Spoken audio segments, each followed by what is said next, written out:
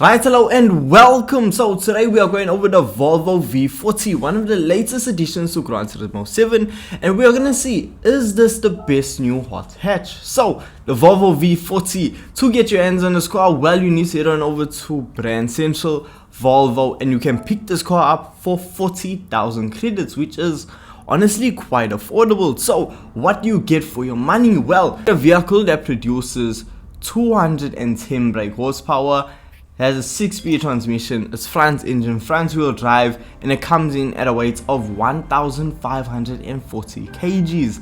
Now, the fact is, this car is powered by a 2-liter, 5-cylinder, twin turbocharged engine, which just sounds really good.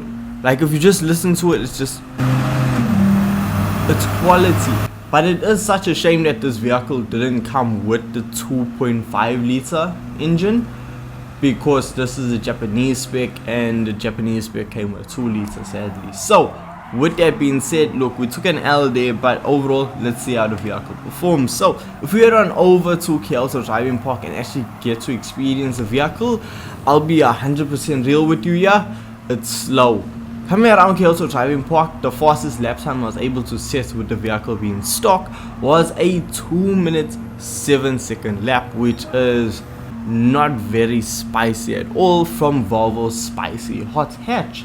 Now that's the thing, is this actually a hot hatch? Because if we look in the description of the vehicle, Volvo sets out to create a car that could provide comfort of a saloon, the utility of an estate, and the youthful sporty styling of a coupe.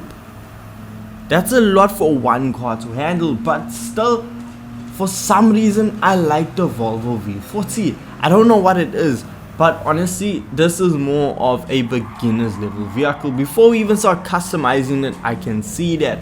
Now with the vehicle being stock, you are going to find hints of understeer. Coming down the straightaway, you aren't really going to be going that fast to begin with.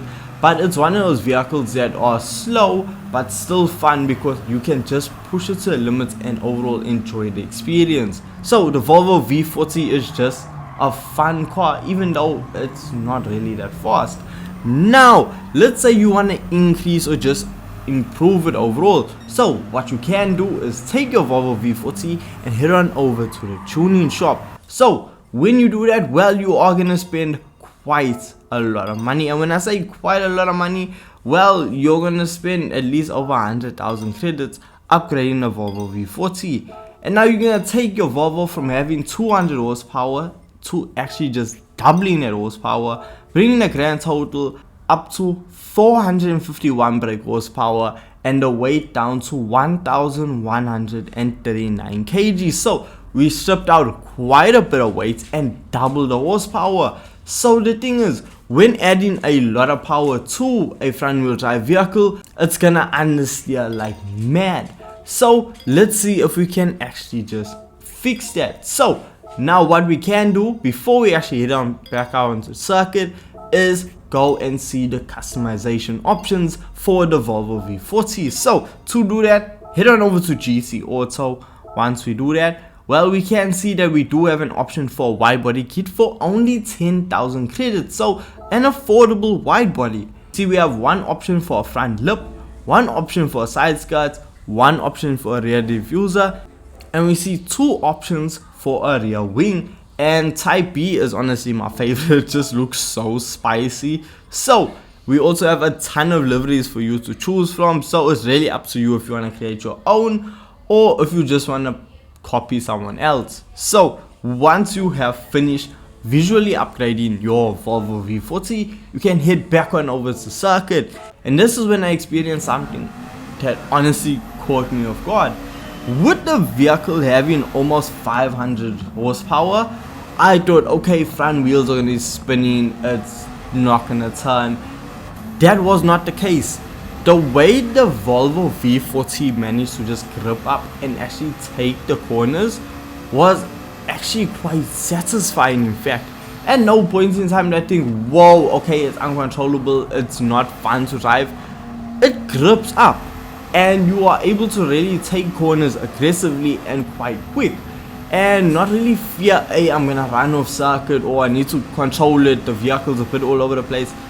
The vehicle's fun, and honestly, the fact that you can take corners flat out because it doesn't have a bajillion horsepower just adds to the elements of it being a fun hot hatch. And that's what we gotta remember when it comes to hot hatch vehicles. Yes, they want the most powerful things out there, but it was purely about the driving experience. And with the Volvo V40, I was not dissatisfied. It lived up to my expectation, in fact well and over above my expectation. The Volvo V40 overall is a fun hot hatch. However, I would not say it's the best hot hatch, because if we look at it compared to other hot hatches, for example the Mercedes A45 AMG, that is 4-wheel drive, over 500 horsepower, good downforce, good handling, and around Kyoto Driving Park it sets lap times around the 1 minute 34 second mark without really trying. And the Volvo V40, with it being a perfect setup, it's setting lap times around the 1 minute 38 second mark, which is a long way off the Mercedes Benz. So if I had to compare it to a hot hatch, I'm gonna have to compare it to the Golf 7 GTI. I think that's the closest match when it comes to hot hatches for the Volvo V40, because they are extremely close in power, extremely close in weight, and lap times extremely close. But we do see the Golf 7 GTI just slightly outpace the Volvo V40. So I wouldn't say it's the fastest hot hatch, I wouldn't say it's the best hot hatch, but it is still a good hot hatch. And it's extremely fun when you take it off-road. If you throw onto a snow circuit, because we gotta remember, Volvo, it is a Swedish company and it's snowing all the time there. So the Volvo V40 is also really fun in the snow.